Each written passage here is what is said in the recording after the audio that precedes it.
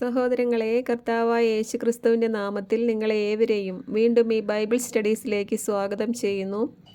നമ്മൾ വെളിപ്പാട് പുസ്തകമാണ് പഠിച്ചുകൊണ്ടിരിക്കുന്നത്. ഇന്നത്തെ ക്ലാസ്സിൽ 2 വിഷയങ്ങളാണ് പറയാൻ പോകുന്നത്. ഒന്നാമത്തേത്, റാപ്ചർ നടന്നതിന് ശേഷം വരാനിരിക്കുന്ന മഹോപദ്രവ കാലത്തിൽ ജാതികൾക്ക് രക്ഷ ലഭിക്കുന്നത് എങ്ങനെയാണ് എന്ന വിഷയമാണ്.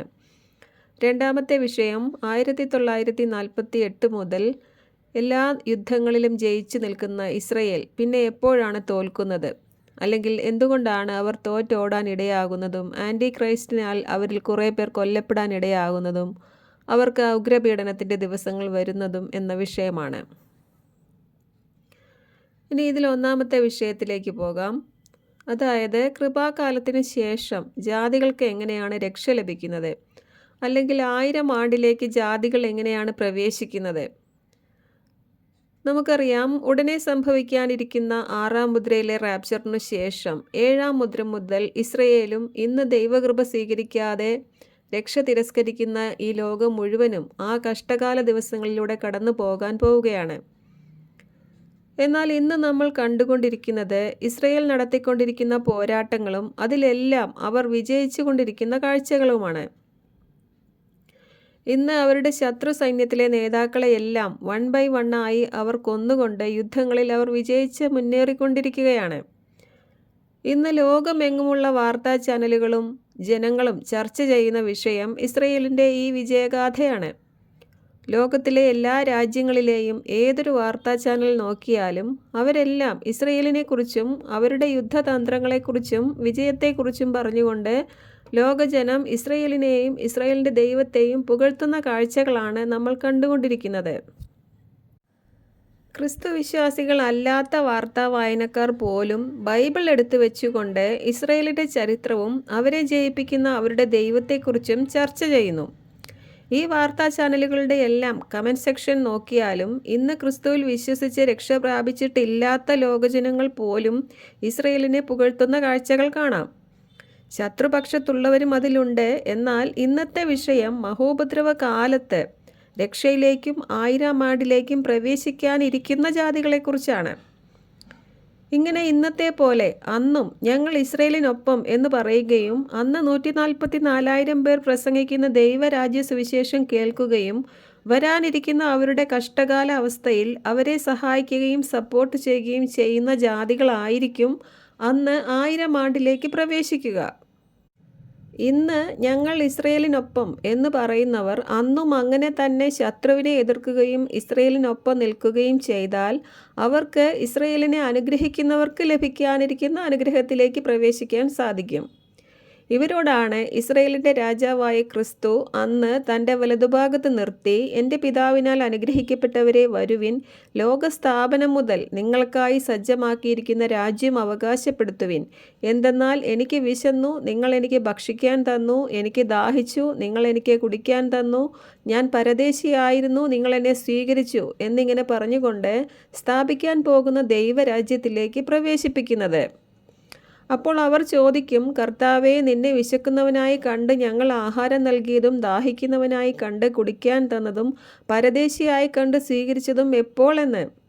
അപ്പോൾ രാജാവ് മറുപടി പറയും, സത്യമായി ഞാൻ നിങ്ങളോട് പറയുന്നു, എൻ്റെ ഏറ്റവും എളിയ ഈ സഹോദരരിൽ ഒരുവന് നിങ്ങൾ ഇത് ചെയ്തു കൊടുത്തപ്പോൾ എനിക്ക് തന്നെയാണ് ചെയ്തു തന്നത് എന്ന്. ഇങ്ങനെയാണ് മഹോപദ്രവ കാലത്ത് ജാതികൾക്ക് രക്ഷ ലഭിക്കാൻ പോകുന്നത്. മഹോപദ്രവ കാലത്ത് ജാതികൾക്ക് രക്ഷയില്ല എന്നും അന്ന് യഹൂദർക്ക് മാത്രമേ രക്ഷയുള്ളൂ എന്നും പഠിപ്പിക്കുന്നവരുണ്ട്. എന്നാൽ അനേകം ജാതികൾ അന്ന് ഇസ്രയേലിനെ സപ്പോർട്ട് ചെയ്തുകൊണ്ട് 1000 ആണ്ടിലേക്ക് പ്രവേശിക്കും. അവരെയാണ് ഇസ്രായേൽ അന്ന് വാഴാൻ പോകുന്നത്. 1000 ആണ്ടിൽ ഇസ്രയേലിലൂടെ ഇസ്രയേലിൻ്റെ ദൈവത്തെക്കുറിച്ചുള്ള ജ്ഞാനത്താൽ ഭൂമി നിറയും. എങ്കിലും 1000 ആണ്ടിന് ശേഷം സാത്താനെ ഒരിക്കൽ കൂടി തുറന്നുവിടുമ്പോൾ അവൻ അനേകം മനുഷ്യരെ വീണ്ടും ചതിച്ച് അവൻ്റെ പക്ഷത്താക്കി നാശത്തിലേക്ക് കൊണ്ടുപോകും. അങ്ങനെ അവസാനത്തെ ആ ഫിൽട്ടറിങ്ങിനും ശേഷം വിശ്വാസത്തിൽ നിലനിൽക്കുന്നവരാണ് പുതിയ ഭൂമിയിലേക്ക് ജീവിക്കാൻ ഭാഗ്യം ലഭിച്ചവരായി ജീവനിലേക്ക് പ്രവേശിക്കുന്നത്. അവർ അന്ന് ഇസ്രായേലിൻ്റെ ദൈവമായ സത്യദൈവത്തെ കാണാനും അനുഗ്രഹം പ്രാപിക്കാനും സ്വർഗീയ ജെറുസലേം സിറ്റിയിൽ വാഴുന്ന ദൈവത്തിൻ്റെ അടുക്കലേക്ക് വരികയും മടങ്ങിപ്പോവുകയും വീണ്ടും വരികയും ചെയ്യണം. എന്നാൽ ഇന്ന് ക്രിസ്തുവിൽ വിശ്വസിച്ച് ദൈവാത്മാവിനെ പ്രാപിച്ച് മക്കളായ നമ്മളും പിന്നീട് പ്രവേശിക്കാനിരിക്കുന്ന യഹൂദരുമാണ് കാലസമ്പൂർണതയിലെ ആ വ്യവസ്ഥയിൽ ദൈവത്തിൻ്റെ കൂടെ ദൈവത്തിൻ്റെ ആ ഭവനത്തിൽ എന്നേക്കും വാഴുന്നത്. മഹോപദ്രവ കാലത്തും ജാതികൾക്ക് രക്ഷയുണ്ട് എന്ന് മനസ്സിലാക്കുക. എന്നാൽ അത് ഇന്നത്തെ പോലെ കൃപയാൽ വിശ്വാസത്താൽ ക്രിസ്തുവിലൂടെ ഡയറക്റ്റായി രക്ഷ ലഭിച്ച് സ്വർഗത്തിലേക്ക് പോകുന്ന രക്ഷയല്ല. അന്ന് യഹൂദരിലൂടെയാണ് രക്ഷ. അവരുടെ അന്നത്തെ സ്ഥാനം നമുക്കിന്ന് ലഭിക്കാൻ പോകുന്ന സ്ഥാനമായിരിക്കുകയില്ല. അവർക്ക് പ്രവേശനം ലഭിക്കുന്നത് 1000 ആണ്ടിലേക്കും അതിനുശേഷം പുതിയ ഭൂമിയിലേക്കുമായിരിക്കും. ഇതിനെല്ലാം മുൻപ് സ്വർഗത്തിലേക്ക് റാപ്ചറായ നമ്മളും ഭൂമിയിലായിരുന്നു കൊണ്ട് ഭൂമിയിൽ ശേഷിക്കാൻ പോകുന്ന ജാതികളെ വാഴാൻ പോകുന്ന യഹൂദരും ഭൂമിയിൽ ശേഷിക്കാൻ പോകുന്ന ജാതികളും എല്ലാം അടങ്ങിയതാണ് ദൈവരാജ്യം. അതുകൊണ്ട് പല സ്ഥാനങ്ങളുണ്ടെങ്കിലും എല്ലാത്തിനെയും ദൈവരാജ്യം എന്ന് പറയും എന്നുകൂടി ഗ്രഹിക്കുക. അതിൽ ഏറ്റവും ലോവസ്റ്റ് പൊസിഷനിൽ ഉള്ളവരും യഹൂദരാൽ ഭരിക്കപ്പെടുന്നവരുമായിരിക്കും ശേഷിക്കാൻ പോകുന്ന ഈ ജാതികൾ. എന്നാൽ ഇന്ന് കൃപയുടെ സുവിശേഷത്തിൻ്റെയും ക്രിസ്തുവിൻ്റെ ശരീരത്തിൻ്റെയും ഭാഗമായ നമ്മളായിരിക്കും അന്ന് ഏറ്റവും ഉയർന്ന പദവിയിലായിരിക്കാൻ പോകുന്നത്. അതുകൊണ്ട് ഇന്ന് പ്രസംഗിക്കപ്പെടുന്ന കൃപയുടെ സുവിശേഷം കേട്ട് ഇന്ന് തന്നെ ക്രിസ്തുവിൽ വിശ്വസിച്ച് ക്രിസ്തുവിൻ്റെ ശരീരത്തിൻ്റെ ഭാഗമായി ഈ ഉന്നത വിളിയുടെ ഭാഗമാകാൻ എല്ലാവരും ശ്രദ്ധിക്കുക. മഹോപദ്രവ കാലത്ത് രക്ഷിക്കപ്പെടുക എന്നത് ഇന്നത്തെ പോലെ ഈസിയായ ഒരു കാര്യമല്ല. വരാനിരിക്കുന്നത് ലോകം ഇന്നേ വരെ കണ്ടിട്ടില്ലാത്ത ഭീകര ദുരിതങ്ങളുടെ കാലമാണ്. അതുകൊണ്ട് അതിനെയെല്ലാം അതിജീവിക്കുകയും ഇസ്രയേലിനെ സപ്പോർട്ട് ചെയ്യുകയും ചെയ്താൽ മാത്രമേ 1000 ആണ്ടിലേക്ക് പ്രവേശിക്കാൻ സാധിക്കുകയുള്ളൂ. ഇന്നാണ് നമുക്ക് നൽകപ്പെട്ടിരിക്കുന്ന സൗജന്യ രക്ഷാകാലം എന്ന് മനസ്സിലാക്കി ഇന്ന് തന്നെ ഈ മഹത്തായ രക്ഷയുടെ ഭാഗമാകാൻ ശ്രദ്ധിക്കുക. അത് ഇസ്രയേലിനെ റീസ്റ്റോർ ചെയ്യാൻ വേണ്ടി നിയമിച്ചിരിക്കുന്ന കാലമാണ്. അതുകൊണ്ട് ഏറ്റവും ഉന്നതവും മഹത്വവുമായ രക്ഷയുടെ ഭാഗമാകണമെങ്കിൽ ഇന്ന് തന്നെ യേശുക്രിസ്തുവിനെ രക്ഷകനും നാഥനുമായി സ്വീകരിച്ച് ക്രിസ്തുവിൻ്റെ ശരീരത്തിൻ്റെ ഭാഗമാവുക. ഇനി ഇന്നത്തെ രണ്ടാമത്തെ വിഷയത്തിലേക്ക് പോകാം. അതായത് ഇന്ന് ഇസ്രയേൽ എല്ലാ യുദ്ധങ്ങളിലും ജയിച്ചു നിൽക്കുന്ന കാഴ്ചകളാണ് നമ്മൾ കണ്ടുകൊണ്ടിരിക്കുന്നത്. എന്നാൽ അവർ തോൽക്കുന്ന കുറച്ച് ദിവസങ്ങളുണ്ട്. എപ്പോഴാണ് അവർ തോൽക്കുന്നത്, എന്തുകൊണ്ടാണ് അവർ തോൽക്കാൻ ഇടയാകുന്നത് എന്ന് ഇനി നോക്കാം. 2000 വർഷങ്ങൾക്ക് മുൻപ് അവർ റോമൻ സാമ്രാജ്യത്താൽ തോറ്റ് ഓടിയവരും അവരുടെ ദേവാലയവും രാജ്യവും പോലും നഷ്ടപ്പെട്ടവരുമായിരുന്നു അവർ. അതെന്തുകൊണ്ടായിരുന്നു? അത് അവർ അവരുടെ രക്ഷയ്ക്കായി പ്രസംഗിക്കപ്പെട്ട സുവിശേഷം തിരസ്കരിക്കുകയും അത് പ്രസംഗിക്കുന്നവരെ എല്ലാം പീഡിപ്പിക്കുകയും കൊല്ലുകയും ചെയ്തതുകൊണ്ടാണ്. അതിനു മുൻപും അവരുടെ ചരിത്രത്തിൽ അവർ ദൈവത്തെ തിരസ്കരിച്ചപ്പോഴൊക്കെയും അവർ ഇങ്ങനെ ജാതീയ രാജാക്കന്മാരാൽ തോൽപ്പിക്കപ്പെട്ടിട്ടുണ്ട്. നെബൂഖദ്നേസറിൻ്റെ കാലത്തും അവർ പ്രവാസികളായി പോയിട്ടുണ്ട്. അന്നും അവരുടെ ദേവാലയം തകർക്കപ്പെട്ടിട്ടുണ്ട്.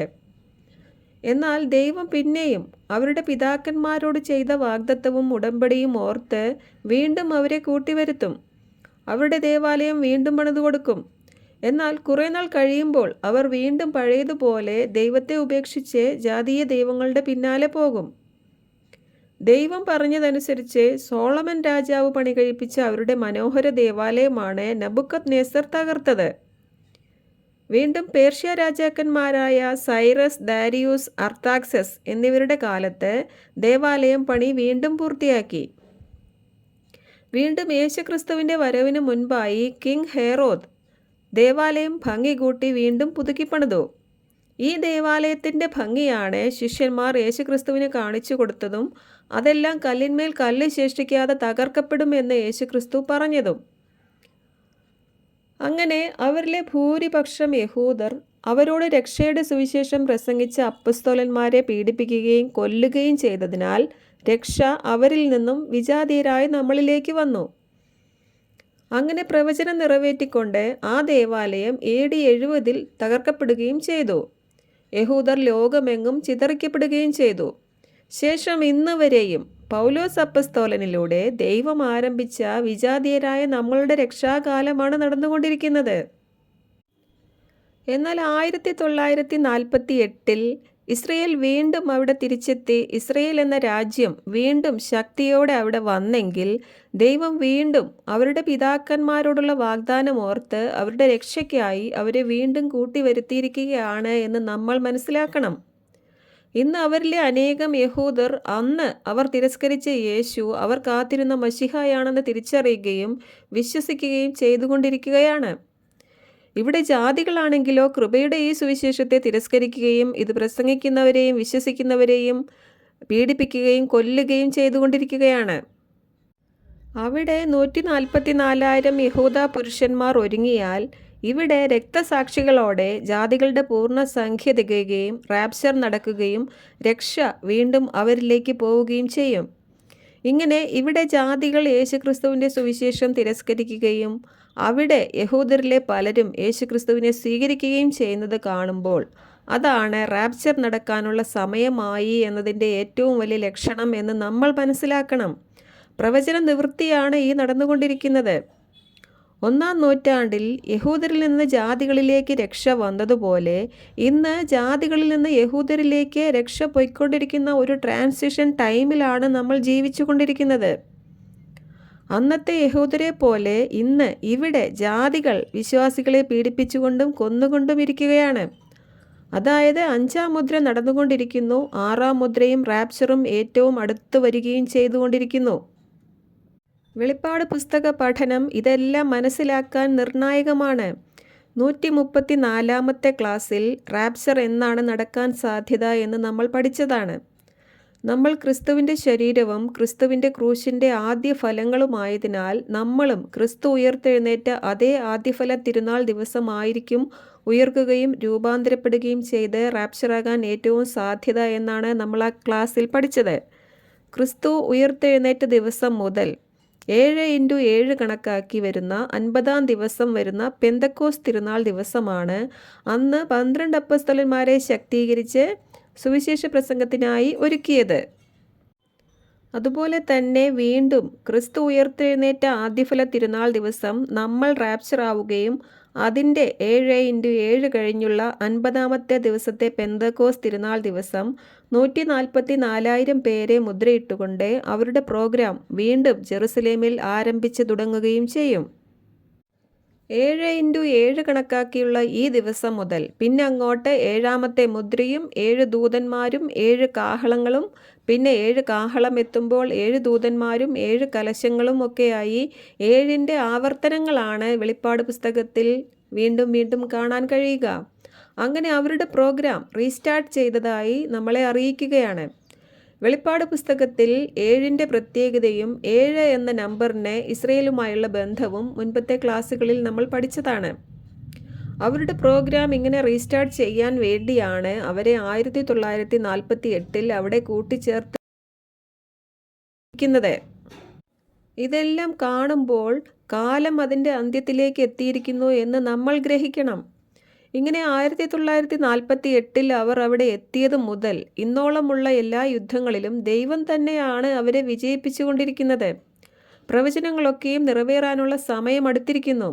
വീണ്ടും അവരുടെ ദേവാലയം അവിടെ പണിയാനുള്ള സമയവും അടുത്തുകൊണ്ടിരിക്കുന്നു. യുദ്ധങ്ങളിൽ അവർ ജയിച്ചാൽ മാത്രമേ അവർക്ക് അവിടെ ദേവാലയം പണിയാൻ കഴിയുകയുള്ളൂ. ആ പ്രവചനം നിറവേറേണ്ടതിനാണ് അവർ ഇങ്ങനെ യുദ്ധങ്ങളിൽ ജയിപ്പിച്ചുകൊണ്ടിരിക്കുന്നത് ദൈവം. ഇന്ന് ജെറുസലേം ടെമ്പിൾ മൗണ്ടിൽ അവർക്ക് ദേവാലയം പണിയാനുള്ള എതിർപ്പുകൾ എത്ര ശക്തമാണോ അതിൻ്റെ 7 ഇരട്ടി ശക്തിയോടെ ജെറുസലേം ടെമ്പിൾ അവർ അവിടെ പണിയുക തന്നെ ചെയ്യും. എഴുതപ്പെട്ടിട്ടുള്ള പ്രവചനങ്ങളൊക്കെയും നിറവേറണം. 7 വർഷത്തെ അവരുടെ സമയം ആരംഭിക്കുന്നതിന് മുൻപായി ജെറുസലേം ടെമ്പിൾ അവിടെ വരണം. ജെറുസലേം ടെമ്പിൾ പണിതതിന് ശേഷം മാത്രമേ അവരുടെ 7 വർഷ ടൈം പീരീഡ് ആരംഭിക്കുകയുള്ളൂ. പുതുതായി പണി കഴിപ്പിക്കാൻ പോകുന്ന ഈ ജെറുസലേം ദേവാലയത്തിലേക്ക് ലോകമെങ്ങുമുള്ള യഹൂദർ ഒത്തുകൂടും. അങ്ങനെ ജെറുസലേം ദേവാലയത്തിൽ ഒത്തുകൂടി വരുന്ന യഹൂദരോടാണ് 2 സാക്ഷികൾ പ്രവചന മുന്നറിയിപ്പുകൾ നൽകാൻ പോകുന്നത്. അപ്പോൾ മുതലാണ് അവരുടെ 7 ഇയർ ടൈം പീരീഡ് ആരംഭിക്കുന്നത്. വെളിപ്പാട് പുസ്തകത്തിൽ ഈ ദേവാലയം പണിയുന്നത് 10-ാം അധ്യായത്തിലാണ്. ഇത് നമ്മൾ 132-ാമത്തെ ക്ലാസ്സിൽ ഡീറ്റെയിൽ ആയി പഠിച്ചതാണ്. അതായത് 6-ാം കാഹളം മുഴങ്ങിയ സമയത്താണ് ദേവാലയം പണിയുന്നത്. ആ ദേവാലയ മുറ്റത്ത് 2 സാക്ഷികൾ പ്രസംഗിക്കുകയും 3.5 വർഷത്തിനു ശേഷം അവർ കൊല്ലപ്പെടുകയും ചെയ്ത ശേഷം മാത്രമേ സാത്താനെ വെട്ടി ഭൂമിയിലേക്ക് എറിയുകയും അവൻ ഒരുവൻ്റെ മേലായി ആൻറ്റി ക്രൈസ്റ്റായി വെളിപ്പെട്ട് വരികയുമുള്ളൂ. അതുകൊണ്ട് 1-ാം മുദ്ര 2000 വർഷങ്ങൾക്ക് മുൻപ് തുറന്നതും അവിടെ വന്ന വെള്ളക്കുതിരക്കാരൻ കൃപയുടെ സുവിശേഷത്തിൻ്റെ വ്യാപനത്തിനായും വിജയത്തിനായും പുറപ്പെട്ടവനാണ് എന്ന് ഒരിക്കൽ കൂടി ഗ്രഹിക്കുക. ഇനി എന്തുകൊണ്ടാണ് അന്നുവരെയുള്ള എല്ലാ യുദ്ധങ്ങളിലും ജയിക്കുകയും ശത്രുക്കളിൽ പലരെയും കൊല്ലുകയും ശത്രുക്കൾക്ക് നടുവിൽ ജെറുസലേം ദേവാലയം പണിയുകയും ചെയ്ത ഇസ്രയേൽ 7 വർഷത്തിൻ്റെ നടുവിലെത്തുമ്പോഴേക്ക് തോൽക്കുന്നതും ആൻറ്റി ക്രൈസ്റ്റിൻ്റെ കൈകളിൽ ഏൽപ്പിക്കപ്പെടുന്നതും എന്ന് നോക്കാം. 7 വർഷത്തിൻ്റെ മിഡ് പോയിന്റ് മുതൽ 3.5 വർഷത്തേക്കാണ് അവർ തോറ്റോടാൻ പോകുന്നതും അവരുടെ ഉഗ്രപീഡനത്തിൻ്റെ കഷ്ടകാലം ആരംഭിക്കുന്നതും. ഇസ്രയേൽ ഗർഭിണിയായി കാണപ്പെടുന്നതും നിലവിളിച്ച് കരയാൻ പോകുന്നതും 7 വർഷത്തിൻ്റെ ഈ മിഡ് പോയിന്റ് മുതലാണ്, അതായത് 7-ാം കാഹളം മുതൽ. യഥാർത്ഥത്തിൽ ഈ അവസാന 3.5 വർഷം മാത്രമാണ് ഉഗ്രപീഡനത്തിൻ്റെ ദിവസങ്ങൾ. അതുവരെ നടന്നതെല്ലാം വരാനിരുന്ന ഈ ഈറ്റുനോവിൻ്റെ ആരംഭം മാത്രമായിരുന്നു. ഈ അവസാന 3.5 വർഷക്കാലമാണ് അവർ നിലവിളിക്കാൻ പോകുന്നത്. ഇത്രയും ദിവസം ദൈവം അവരെ ജയിപ്പിച്ച് നിർത്തിയെങ്കിൽ പിന്നെ എന്തുകൊണ്ടാണ് ഈ സമയം മുതൽ അവർ തോൽക്കാനിടയാകുന്നത്? പിതാക്കന്മാരെ പ്രതിയും അവരോട് ചെയ്ത വാഗ്ദാനം ഓർത്തുമാണ് ഇത്രയും ദിവസം ദൈവം അവരെ ജയിപ്പിച്ച് നിർത്തിയത്. എന്നാൽ അവരിലെ 144,000 പേരും പിന്നെ അവർ പ്രസംഗിച്ച സുവിശേഷം കേട്ട് വിശ്വാസത്തിലേക്ക് വന്നവരും 2 സാക്ഷികളുടെ മുന്നറിയിപ്പുകൾ കേട്ട് ഓടി രക്ഷപ്പെടാൻ തയ്യാറായവരും ഒഴികെ ഭൂരിപക്ഷം ഇസ്രയേൽ ജനവും ഈ സമയം വരെ യേശുക്രിസ്തുവിനെ മെശിഹയായി സ്വീകരിച്ചിട്ടുണ്ടാവില്ല. അതുമാത്രവുമല്ല, ദൈവം അവരുടെ രക്ഷയ്ക്കായി പറഞ്ഞയച്ച 2 സാക്ഷികളെ അവർ കൊല്ലാനായി ഏൽപ്പിച്ചു കൊടുക്കുകയും അവരെ കൊന്ന മൃഗത്തെ അവർ അവരുടെ രക്ഷകനായി സ്വീകരിക്കുകയും ചെയ്യും. ഇങ്ങനെ അവനെ രക്ഷകനായി സ്വീകരിച്ചവരാണ് മഹദിയാം ബാബിലോൺ ആയി മാറുന്നത്. അപ്പോൾ 11-ാം അധ്യായത്തിൻ്റെ ഒടുവിൽ, അതായത് 6-ാം കാഹളത്തിൻ്റെ ഒടുവിൽ 2 സാക്ഷികളെ അവർ കൊല്ലുന്നതോടുകൂടെയാണ് 2000 വർഷങ്ങൾക്ക് മുൻപെന്ന പോലെ തന്നെ ദൈവകോപം അവരുടെ മേൽ വരാൻ പോകുന്നത്. പ്രവാചകന്മാരെയും അപ്പസ്തോലന്മാരെയും കൊന്നവരുടെ ആ തലമുറ വീണ്ടും ഈ 2 പ്രവാചകന്മാരെ കൊല്ലാൻ ഏൽപ്പിച്ചു കൊടുക്കുന്നത് കൊണ്ട് ഇപ്പോൾ 7-ാം കാഹളം മുഴങ്ങുകയും മിഖായേൽ സാത്താനെ വെട്ടി ഭൂമിയിലേക്ക് എറിയുകയും ദാനിയേൽ പ്രവാചകനും യേശുക്രിസ്തുവും പ്രവചിച്ച ആ ഭീകര ദിവസങ്ങൾ അവരുടെ മേൽ വരികയും ഇപ്പോൾ മുതൽ 3.5 വർഷത്തേക്ക് അവർ സാത്താനാലും അവൻ്റെ സൈന്യത്താലും തോൽപ്പിക്കപ്പെടുകയും ചെയ്യും. ഇപ്പോൾ മുതലാണ് ഇസ്രയേലിൻ്റെ സഹായകനായി വ്യാജവേഷം കെട്ടിയ ആ മനുഷ്യൻ 2 സാക്ഷികളെ കൊല്ലുമ്പോൾ പാതാളത്തിൽ നിന്ന് കയറി വന്ന മൃഗമായും സാത്താൻ പ്രവേശിച്ച് കഴിയുമ്പോൾ ആൻറ്റി ക്രൈസ്റ്റായി 3.5 വർഷത്തേക്ക് ഭൂമി മുഴുവൻ്റെ മേലും അധികാരം ലഭിച്ച ദൈവദൂഷകനും സ്വയം ദൈവമായി പ്രഖ്യാപിക്കുന്ന വൻപു പറയുന്ന 8-ാമനുമായി മാറുന്നത്. 7 വർഷത്തിൻ്റെ ആരംഭത്തിൽ പലരുമായും ഉടമ്പടി സ്ഥാപിച്ചുകൊണ്ട് രംഗപ്രവേശം ചെയ്യുന്ന ഇവൻ 7 വർഷത്തിൻ്റെ പകുതിയാകുമ്പോൾ ആദ്യം പാതാളത്തിൽ നിന്ന് വരുന്ന സ്പിരിറ്റ് കയറിയവനായും പിന്നെ സാത്താൻ പ്രവേശിച്ച് ആൻറ്റി ക്രൈസ്റ്റായും രൂപമാറ്റം സംഭവിക്കുകയാണ്. അതായത് ആകെ 7 തലയും 10 കൊമ്പും മാത്രമേ ഉള്ളൂ. എന്നാൽ 7-ാമൻ്റെ മേൽ 7-ാം കാഹളത്തിൽ സാത്താനെ വെട്ടിയിട്ട് കഴിയുമ്പോൾ അവൻ ഉഗ്രശാലിയായ 8-ാമനായി മാറുകയാണ്. അവൻ്റെ രൂപമാറ്റങ്ങളും സ്വഭാവമാറ്റങ്ങളുമാണ് അവിടെ കാണിച്ചു തരുന്നത്. അപ്പോൾ 7 വർഷത്തിൻ്റെ ആദ്യ 3.5 വർഷക്കാലം ഇവൻ ആൻറ്റി ക്രൈസ്റ്റ് ആയിട്ടില്ല, ആകാനിരിക്കുന്നവനാണ്. 2 സാക്ഷികളെ കൊല്ലുന്നതോടു കൂടെയാണ് അവൻ സാത്താൻ പ്രവേശിക്കാൻ ഏറ്റവും യോഗ്യനായ ആളായി മാറുന്നത്. അതിനു മുൻപുള്ള ആദ്യത്തെ 3.5 വർഷക്കാലം അവൻ ശക്തനായ ഒരു പൊളിറ്റിക്കൽ ലീഡറും ഇസ്രയേലിൻ്റെ സഹായകനായി വ്യാജവേഷം കെട്ടിയ ഒരാളുമായിരിക്കും. 6-ാം കാഹളത്തിൽ നടക്കാനിരിക്കുന്ന ഈ വേൾഡ് വാറിന് ശേഷം ഈ മനുഷ്യൻ ദാനിയേൽ പ്രവാചകൻ പ്രവചിച്ചതുപോലെ പലരുമായും ശക്തമായ ഉടമ്പടി ഉണ്ടാക്കിക്കൊണ്ടായിരിക്കും രംഗപ്രവേശം ചെയ്യുക. 1/3 മനുഷ്യർ മരിച്ചുപോകുന്ന ഈ ഭീകര യുദ്ധത്തിനു ശേഷം ശേഷിക്കുന്ന ലോകജനങ്ങൾ സമാധാനം ആഗ്രഹിക്കുന്ന ഈ സമയത്ത് ഇനി യുദ്ധം പാടില്ല, സമാധാനം സമാധാനം എന്ന് പറഞ്ഞുകൊണ്ടായിരിക്കും ഇവൻ്റെ രംഗപ്രവേശം. എല്ലാവരും സമാധാനം ആഗ്രഹിക്കുന്ന ഈ സമയത്ത് പൊതുവിൽ എല്ലാവരും ഇവനെ അംഗീകരിക്കാനിടയാകും. എന്നാൽ തന്ത്രശാലിയും ചതിയനുമായി 2 സാക്ഷികളെ കൊല്ലുകയും സാത്താൻ പ്രവേശിച്ച് ആൻറ്റി ക്രൈസ്റ്റ് ആകാനിരിക്കുകയും ചെയ്യുന്ന ഇവൻ്റെ ചതി ആദ്യത്തെ 3.5 വർഷക്കാലം ആർക്കും മനസ്സിലാവുകയില്ല. ജെറുസലേം ദേവാലയം പണിയുന്ന കാര്യത്തിലും ഇവൻ്റെ ശക്തമായ ഇടപെടലുണ്ടായിരിക്കും. ഇത് സംബന്ധിച്ച കൂടുതൽ കാര്യങ്ങളാണ് വെളിപ്പാട് പുസ്തകത്തിൻ്റെ 10-ാം അധ്യായത്തിൽ 7 ഇടിനാഥകൾ പറഞ്ഞ കാര്യം എഴുതരുത്, അത് മുദ്രിതമായിരിക്കട്ടെ എന്ന് പറഞ്ഞത്. അതുകൊണ്ട് ഇവൻ്റെ ആദ്യ 3.5 വർഷക്കാലത്തെ പ്രവർത്തനങ്ങൾ സംബന്ധിച്ച കൂടുതൽ കാര്യങ്ങളും ജെറുസലേം ടെമ്പിൾ സംബന്ധിച്ച കൂടുതൽ കാര്യങ്ങളും വെളിപ്പാട് പുസ്തകത്തിൽ മുദ്രിതമായി വച്ചിരിക്കുകയാണ്. മഹോപദ്രവകാല ദിവസങ്ങളിൽ മാത്രം സംഭവിക്കേണ്ട കാര്യങ്ങളെക്കുറിച്ച് ദാനിയേൽ പ്രവാചകനും പ്രവചിച്ചിട്ടുണ്ടെങ്കിലും കാര്യങ്ങൾ ദാനിയേലിനോടും മുദ്രയിട്ട് വയ്ക്കാനാണ് ദൂതൻ പറഞ്ഞത്. ദാനിയേൽ കാണുകയും എഴുതി വയ്ക്കുകയും ചെയ്ത ചില കാര്യങ്ങൾ ദാനിയേലിനു തന്നെ ഗ്രഹിക്കാൻ കഴിഞ്ഞിട്ടില്ല. ഇക്കാര്യങ്ങളെല്ലാം ആ ദിവസങ്ങളിൽ മാത്രം സംഭവിക്കേണ്ട കാര്യങ്ങളായതിനാലും തൻ്റെ ദാസന്മാർ മാത്രം ഇക്കാര്യങ്ങൾ അറിഞ്ഞാൽ മതി എന്ന് ദൈവം ആഗ്രഹിക്കുന്നതിനാലും ശത്രുക്കൾ അറിയാതിരിക്കേണ്ടതിനും അവൻ വെളിപ്പെട്ട് വരേണ്ടതുള്ളതിനാലും ആ രീതിയിൽ നിഗൂഢമായിട്ടാണ് ഇതെല്ലാം എഴുതിയിരിക്കുന്നത്. അതുകൊണ്ട് ഒരു കാര്യം മനസ്സിലാക്കുക, ദാനിയേലിനോട് മുദ്രയിടാൻ പറഞ്ഞത് ദാനിയേൽ എഴുതിയതും ദാനിയേൽ എന്ന പേരിൽ ബൈബിളിൽ ലഭ്യമായതുമായ പുസ്തകത്തിലെ ചില ഭാഗങ്ങൾ മാത്രമാണ്. ദാനിയേൽ എന്ന മുഴുവൻ പുസ്തകവും മുദ്രയിട്ടിട്ടുമില്ല. അതിലെ ചില ഭാഗങ്ങൾ മാത്രമാണ് മുദ്രയിട്ട് വെച്ചത്. എന്നാൽ ആ പുസ്തകമല്ല വെളിപ്പാട് പുസ്തകത്തിൽ പിതാവിൻ്റെ വലത് കൈയിൽ ഇരിക്കുന്നതും പുത്രൻ ഏറ്റുവാങ്ങുന്നതുമായ 7 മുദ്രകളാൽ മുദ്രയിട്ട ആ പുസ്തകം. പിതാവിൻ്റെ വലത് കൈയിൽ ഇരുന്ന ആ പുസ്തകം 7 മുദ്രകളാൽ മുദ്രയിട്ടതും അത് കൊല്ലപ്പെട്ട കുഞ്ഞാടിനല്ലാതെ മറ്റാർക്കും നോക്കാൻ പോലും യോഗ്യതയില്ലാത്തതുമായ പുസ്തകമാണ്. കൊല്ലപ്പെടുകയും സ്വന്തം രക്തത്താൽ നമ്മളെ എല്ലാം വിലയ്ക്ക് വാങ്ങുകയും ചെയ്ത കുഞ്ഞാടിനു മാത്രം തുറക്കാൻ യോഗ്യതയുള്ള ഈ പുസ്തകം, ഇതിൽ 1-ാം നൂറ്റാണ്ട് മുതലുള്ള കൃപാകാലവും കൃപാകാല സഭയുടെ റാപ്ചറും പിന്നെ മഹോപദ്രവ കാലവും പിന്നെ 1000 ആണ്ടും ശേഷം നിത്യതയും എല്ലാം അടങ്ങിയ ഒരു ബൃഹത്തായ പുസ്തകമാണ്. പിതാവിൻ്റെ കയ്യിലിരിക്കുന്ന ഈ പുസ്തകമല്ല ദാനിയേൽ മുദ്രയിട്ട് വച്ചിരിക്കുന്നത്. ദാനിയേലിനോട് മുദ്രയിടാൻ പറഞ്ഞ ചില കാര്യങ്ങൾ മാത്രമാണ് ദാനിയേൽ എന്ന പുസ്തകത്തിൽ മുദ്രയിട്ട് വച്ചിരിക്കുന്നത്. തങ്ങൾ പറയുന്നതാണ് ശരിയെന്ന് സ്ഥാപിക്കാൻ വേണ്ടിയും 1-ാം മുദ്രയിൽ വരുന്നത് ആൻറ്റി ക്രൈസ്റ്റ് ആണെന്ന് വിശ്വസിപ്പിക്കാൻ വേണ്ടിയും ദാനിയേൽ മുദ്രയിട്ട പുസ്തകമാണ് പിതാവിൻ്റെ വലത് കൈയിൽ ഇരിക്കുന്ന പുസ്തകം എന്ന് പോലും പഠിപ്പിക്കുന്ന ആൾക്കാരുണ്ട്. അതുകൊണ്ട് മനസ്സിലാക്കുക, ദാനിയേൽ എഴുതി വെച്ച് മുദ്രയിട്ട ദാനിയേൽ എന്ന പുസ്തകമല്ല പിതാവിൻ്റെ വലത് കൈയിൽ ഇരിക്കുന്ന 7 മുദ്രകളാൽ മുദ്രയിട്ട പുസ്തകം. ആ പുസ്തകം ദാനിയേലിൽ നിന്നല്ല, സ്വർഗത്തിലോ ഭൂമിയിലോ ഭൂമിക്കടിയിലോ ഉള്ള മറ്റാർക്കും നോക്കാൻ പോലും യോഗ്യതയില്ലാത്ത പുസ്തകമാണ്.